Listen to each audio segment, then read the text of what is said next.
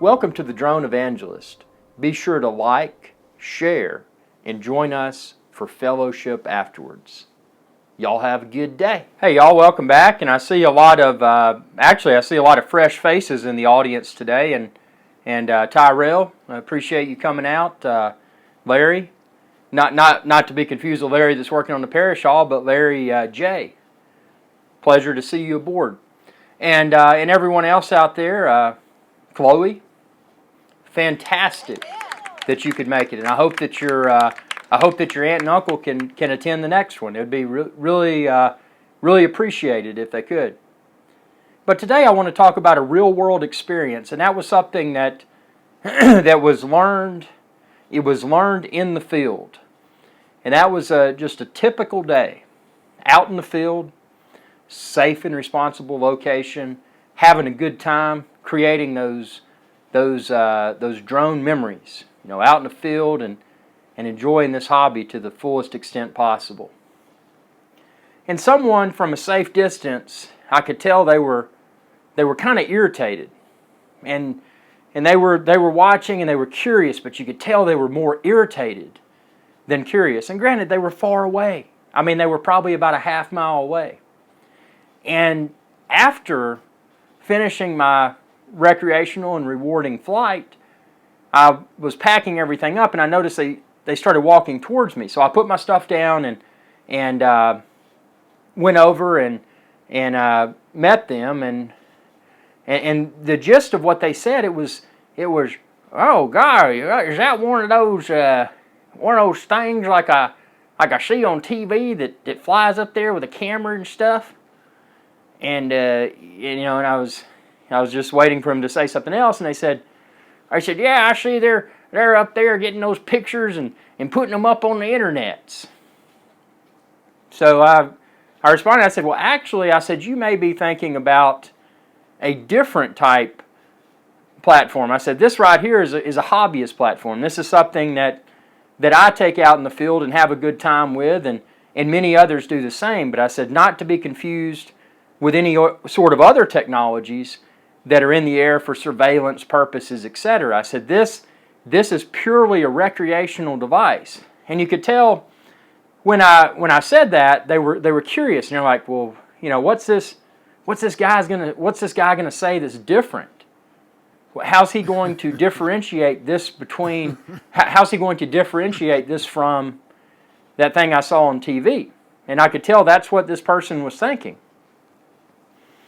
So I continued the story, and then they were so curious about it, they said, well, God, they're like, by golly, could I fly that thing? And I said, actually, you probably want to read an instruction manual and really understand the operations of it first. But come over here and I'll show you how this works. So with them obviously at a safe distance behind me while I was flying in a responsible and recreational fashion, I said, okay, here's how it works. Here's how you start your engines, and here's how you monitor your elevation. Obviously, you don't want to go at an altitude of X whatever meters that would be irresponsible and possibly illegal. Keep it low and slow, and keep it away from objects, and just be responsible. So I was preaching that as I was providing this not hands-on tutorial, but over-the-shoulder type tutorial. And so then that continued, and then the obvious question came up, well, what's that little button over there? It's red, and they thought it was some sort of panic button. I explained why. I said, actually, that button you can push. You can snap a still photo, or you can go into a video mode and capture a video while the drone is flying. And they were really curious about that. They said, oh, well, that's one of those things like they're using for surveillance. And I said, those drones are a different breed. Those are developed for people in certain functions that require that sort of stuff. That's not a recreational drone. This right here is a recreational drone. This is something that you can fly at a low altitude and really capture photos and videos from a unique perspective. And I said, hey, have you ever been interested in photography, or maybe you've gone out and snapped some photos, possibly some videos? And they said, well, actually, yeah, I had a camera before and I've made some pictures. And I said, okay. I said, well, now you can appreciate this when I bring this down. So, flew it around for a little bit, and you could tell they were getting more and more curious and more inquisitive, but they were afraid to ask anything because they were curious now. They didn't feel threatened by this technology. They felt really curious and they wanted to learn more. So I took it down and I landed it on my waterproof and ruggedized case, and you could see their eyes lit up. They're like, and I said, sitting there and the props were still spinning on it. And I said, this was really funny. I said, yeah. I said, I'm going to turn the engines off, because they were looking at it. They didn't know what to think. What was it going to do next? I said, watch this. So obviously I pulled down, because I'm running the Phantom 3. I pulled down the left stick, held it down, didn't topple over or anything. And I said, okay, let me power everything off. So I powered everything off so it was safe. Let me show you this up close. And we went over the, various components, the quick disconnect prop guards. And that was a point that I brought up. I said, these are things that are put on here. I said, ultimately, any object, whether it's a drone, whether it's a baseball bat or a pencil or an ink pen for that matter, any object can potentially be dangerous if not used in a responsible fashion. But I said, I put these on to better protect in the event of collision with a tree or a pole or anything along those lines, or just landing, to better protect not only the objects around the drone, but also to better protect the propellers on the drone, should it land and topple sideways, and you don't want to have to break a prop and have to pay to get new propellers for the Phantom 3. And then obviously looked at the little gimbal guard that I have underneath, and I explained, well, this is there, should it make impact upon landing with a stick or a nail or something that's sticking up that you don't expect to be there, it may better prevent the camera from becoming damaged. And I said, these are all elements that are surrounding the core function of this recreational drone. This recreational drone is a treat to fly. There's a lot of people that just like to go out and fly around, and just the experience of flying that object, as opposed to playing a video game or something along those lines. Flying an actual object in the outdoors, experiencing the outdoors, getting out of the house, relaxing, and being able to enjoy a self-rewarding hobby is just one of those many positive elements associated with a drone. And you could start to see they were really getting curious about this. And they're like, well, the camera component was still plaguing them with a little bit of concern. And I said, now let's get to the camera. When we first met, you were concerned about surveillance and those sorts of acts. And I said, those are not acts that I'm performing. I'm out here having a good time. And check this out. Here's a picture of that. Here's a picture of my case on the ground when I flew over it. Look how smooth that looks. And here's a picture of my truck.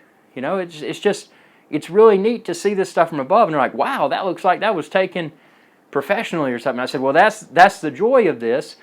These things have stabilization built in, which is known as a gimbal, which at a high level is something that keeps the camera level. And on top of that, they communicate with those satellites up in space, just like your car does. If you've got a little map in your car on your dash, this is the same type. Those are the same satellites up there that are making that work that make this work.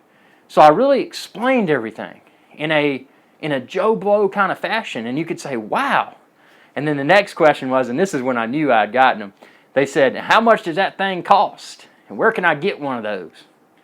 And I explained to them, I said, well, there's a lot of places. You can find links online, and they're quite easy to find. And there's a lot of different brands, but this is the one that I like. And so the conversation quickly transitioned from, and this is what you'll find with a lot of people throughout the world, is that a lot of people by default, they love that conflict. So the first thing, and it doesn't have to be drones, it can be any sort of subject matter. If people can approach conflict first, that's probably what they're going to stick with. But if you're able to take that conflict in a positive way and say, hey, I see this as a challenge. I'm going to convert them. Being the drone evangelist, I'm going to bring them to our side. They're going to join our family of recreational and responsible drone ownership and drone flying. And sure enough, I wish that they didn't live so far away, because they would probably be in our audience with us today.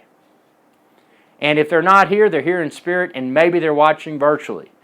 If they could figure out that phone they had. They said they had some problems getting on the internet with it.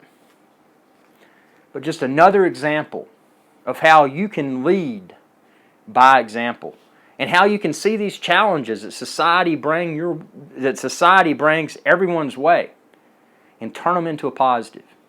Convert those people that like conflict, that are going towards that mindset of conflict first, because they don't know better, and it just makes them feel good to be able to argue about something. But to show them and to convert them and let them know that this is not a bad thing. This is an awesome hobby. Can I a hobby get an amen? That people should be able to continue to enjoy. And just let them see that side. And then maybe they'll spread the word. So we're all drone evangelists. We should all be drone evangelists. And the people that aren't drone evangelists, look at them as an opportunity to share everything you know in a responsible fashion and a non-confrontational way. You can't convert everyone, but if you don't try, you will convert no one. So I hope this message... Oh, wait a minute. Okay. Yeah, we'll... Oh, you've got it in the back. Okay, great. That's pretty neat. Bubba... Hey, Bubba. Amen. He's in the back right now. He said it's time for it's time to pass the collection plate. So, again, tips are appreciated but are not required.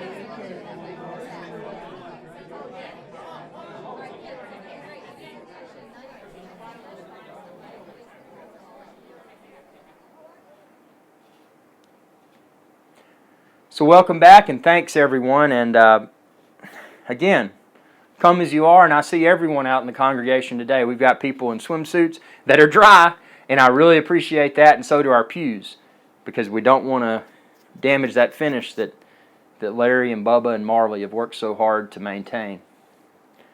So I appreciate it, and if you would like to volunteer to help out with the parish hall, that would be great. We're trying to get that together.